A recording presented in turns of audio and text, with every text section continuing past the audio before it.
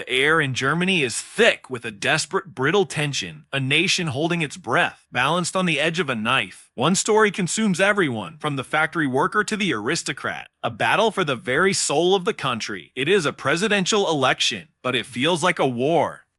On one side, the old world, a mountain of a man, a living monument, President Paul von Hindenburg, the revered field marshal, a figure carved from history books, now aged and weary. He is stability, tradition, a fading echo of imperial glory. And on the other, the furious, chaotic voice of the New World, Adolf Hitler, leader of the Nazi storm, a man of searing intensity and promises of national resurrection. He is rage, revolution, a terrifying and thrilling unknown. The old president, exhausted by the endless political turmoil, did not want to fight again. His chancellor, Heinrich's burning, a grim man drowning in crises, begged him. There was a plan, a simple, quiet plan to avoid this brutal public spectacle. Change the constitution, extend the old man's term. All it would take was a supermajority in parliament, but it required the support of the extremists. It required Hitler. The offer was made in shadowed rooms. Support the extension, Björning whispered to Hitler, and the path to real power, to the chancellorship, would be cleared for you. Hitler listened, and he refused. With a mask of solemn duty, he spoke of constitutional purity, of defending the very document he vowed to destroy. His real reason pulsed beneath the surface, a dark and ambitious heart. He wanted to run. He wanted to win. There was just one profound problem. The man who would be president of Germany was not even a German citizen. He was stateless, a man without a country, a paradox that fueled his followers' belief that he was a man above petty nationality. But rules were rules, and then, as if by magic, the problem vanished. In the state of Brunswick, a Nazi interior minister scribbled a name onto an official document. Adolf Hitler was appointed a state councillor, a meaningless post, but with that ink he was transformed. He was now a German citizen. The final legal barrier fell away. Now he needed an army, not of brown shirts, but of marks. A campaign requires money, vast sums of it, and the money lived in the hushed boardrooms and industrial palaces of the Ruhr. The titans of German industry watched this rabble, Rauser with deep suspicion. His party spoke of socialism, of class struggle. They remembered the fiery, radical wing of his movement, the Strassers, who damned their profits as blood money. Hitler knew he had to calm these fears. He had to make them seem not a threat, but a shield. He stood before them in a Düsseldorf hotel, the air rich with the scent of cigar smoke and old money. He did not rant. He spoke in a language they understood. Talent, he told them, was not equal. The gifted few, the builders of empires, should not be shackled by the will of the mediocre many. Private property was sacred, a reward for the able. The crisis, he said, came from weak democracy, from parliamentary decay. What Germany needed, what he offered, was a strong state. A power state, a state that would crush the communists in the streets, restore order, and create the conditions for their wealth to flourish once more. He repudiated the socialists in his own ranks. He promised them partnership. He promised them survival and dominance. The room was captivated.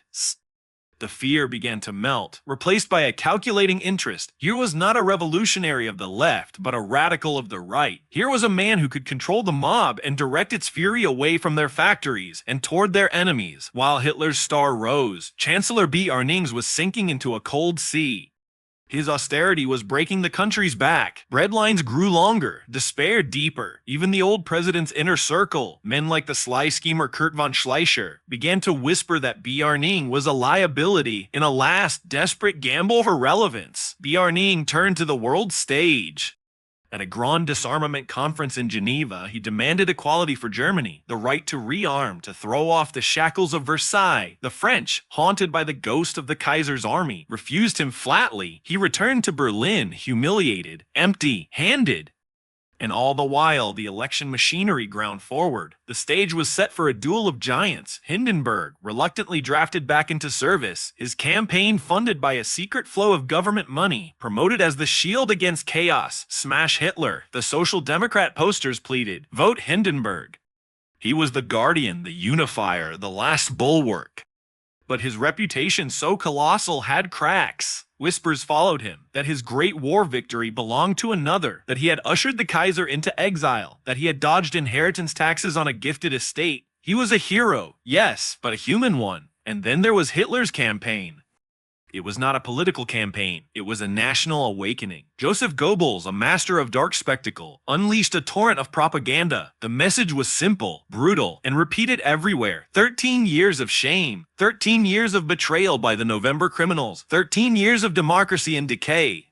Hitler took to the skies, a modern prophet in a chartered plane, speaking in a dozen cities to thunderous crowds of 500,000 souls. He was careful, clever. He did not attack the revered Hindenburg directly. Instead, he framed the old man as a noble pawn, a great figure of the past, tragically used by the vampires of the present. Stand aside, Herr Field Marshal, his message implied. Let the new Germany pass. He spoke of community, of strength, of a future that glittered with national pride. He offered not policies, but salvation. Election day arrived. The nation voted in record numbers, a tide of anxiety and hope. The results stunned the old guard. Hindenburg won, but he did not conquer. He fell just short of the majority he needed, a painful blow to his pride. The man who once commanded armies lost his own home province of East Prussia to Hitler. And Hitler's vote was a seismic shock. Over 11 million voices cried out for him. He was not just a protest vote anymore. He was the second most powerful political force in the nation, a mere step from the pinnacle. The communists held their ground, a grim red bloc. The other candidate, Dusterberg of the Militant Veterans League, was crushed, crippled by Nazi smears about a Jewish grandfather. A runoff was inevitable. The nation would have to choose once and for all between the past and the future. But in a cruel twist, Hindenburg decreed an Easter truce, a forced silence on campaigning. For 2 weeks, the furious energy was bottled up. The screaming posters went quiet. The roaring rallies ceased. A surreal peace fell over the political battlefield, a calm before the final, cataclysmic storm. As Germany waited, the world outside continued its own violent dance. In the Far East, the thunder of Japanese artillery shelling Shanghai echoed the coming violence in Europe. The League of Nations stood by, powerless, as a new empire, Manchukuo, was carved from Chinese flesh, a puppet emperor placed upon a stolen throne. In America, a national hero was plunged into a private hells. The baby son of Charles Lindbergh, the lone eagle, was stolen from his crib. A ransom note, misspelled and sinister, promised safety for money, but the empty crib screamed only loss, a tragedy that gripped a world already fearing the dark. And in the quiet of the pause, Germany looked at itself. The old president, tired and betrayed by the right-wing forces he considered his own, saw his victory tarnished. The chancellor, Bayarning, clung to his crumbling position, a dead man walking, and the challenger, Hitler, stood in the wings, feeling the tide of history turn. He had not expected to win the first round, but now he could taste it. The presidency, the ultimate legitimacy, was within his reach. The nation stood at the crossroads, its heart pounding in its chest. The next vote would not just choose a president, it would choose a destiny. The final campaign week would be a frenzy, a last desperate argument for the soul of a weary people. The past stretched out behind them, a memory of war and loss and fragile peace. The future loomed ahead, a promise of glory, or a descent into a darkness they could not yet fully imagine. The story was reaching its climax. And everyone, from the lonely voter in their booth to the powerful men in their chambers, knew that nothing would ever be the same again.